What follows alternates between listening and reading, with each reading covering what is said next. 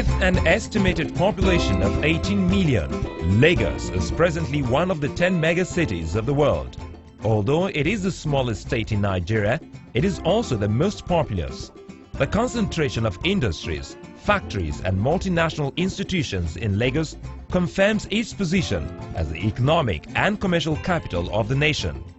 According to a United Nations 2005 projection, its population will exceed 20 million by the year 2010, making Lagos one of the world's 5 most populated cities.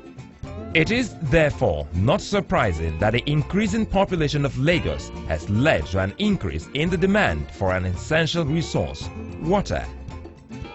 As the government continues to work tirelessly to meet the water needs of both residential and industrial areas in the state, there is another reality which is often ignored: the fact that increased water supply means an increase in wastewater generation. Wastewater, also known as sewage, is the fresh raw composite of fecal waste and spent water originating from all human activities: carrying human waste, washing water, food preparation waste, laundry waste and other waste products of normal day-to-day activities. Every day, each person in Lagos consumes an estimated 100 liters of water.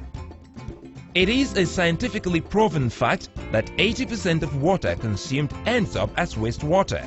This translates into a whopping 1,444,000 cubic feet of wastewater generated every day in Lagos State, and all these must be adequately treated to ensure a sustainable environment and improved public health.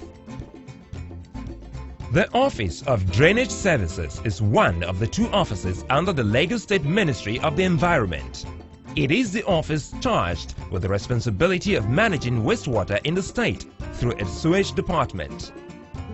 Ideally, for every water supply scheme put in place, there ought to be a corresponding wastewater disposal scheme. Sadly, this is not the case. An overview of the sewage situation in Lagos State over the past years reveals gross abandonment. The sewage systems of the city are poor, and in the not-too-distant past, bucket toilets which had to be evacuated by night soilmen were the norm. Wastewater treatment in Lagos was practically non-existent.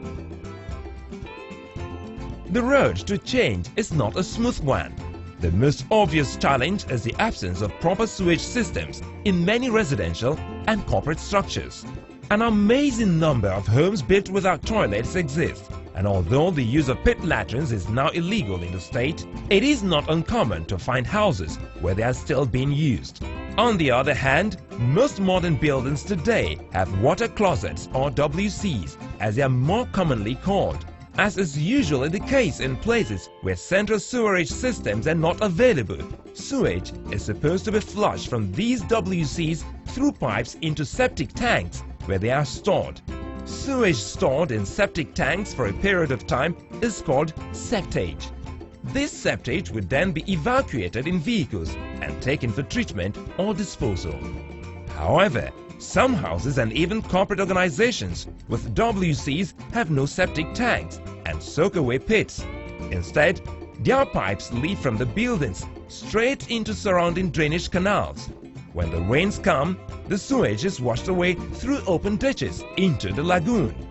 Unfortunately, during the dry season, when the flushing action of rainfall is no longer available, drainage channels become blocked with solids, thus clogging these drains and creating stagnant ponds of contaminated water.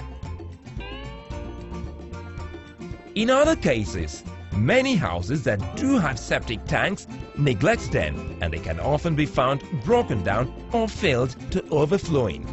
Even for sewage which goes into the septic tanks, challenges abound. It is generally assumed that out of sight is out of mind.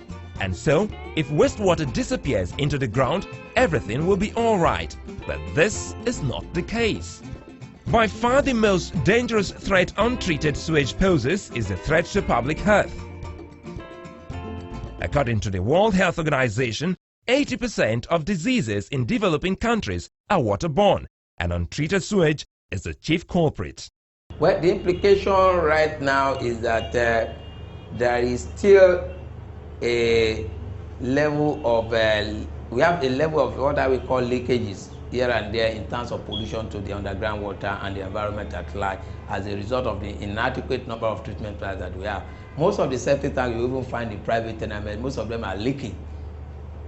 And what you find out is that all this thing goes down, percolates into the underground water and constitutes danger to the environment and to all of us as a whole. So we believe that if it's not properly managed, then it can lead to epidemics. Surprisingly, the sewage challenge in Lagos is not restricted to the residential areas occupied by the lower class alone. This is Victoria Island. Although most of its residents belong to the upper middle class of society, the same sewage challenge plagues the area. I think is no different from what faces quite a number of other areas in Lagos. Basically, we find situations where septic tanks are cleverly being dislodged into the public drains. Across the state, sewage disposal has been the method of choice in controlling sewage as opposed to sewage treatment. The large number of breweries, food processing industries, chemical industries, together with solid waste from houses, sawmills and domestic sewage contribute to the pollution of the Lagos estuary. The estuary is a sink for disposal of liquid, solid and gaseous waste for the entire city. This is the Ido Jetty plant, where all septage from Lagos Island and part of mainland is brought for disposal.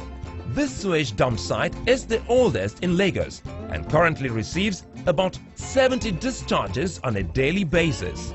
Until recently, sewage discharge here was untreated, but now pre-treatment is achieved through stabilization and odor control, while government has made plans to construct a decentralized wastewater treatment plant for treatment of evacuated septage in 2010. Untreated sewage degrades and devalues the environment, destroying aquatic life and the ecosystem.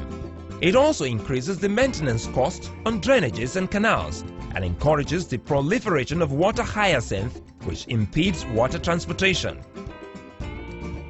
Today, the Ministry of the Environment, through the Sewage Department, is making progress, having initiated a gradual move from sewage disposal to sewage treatment.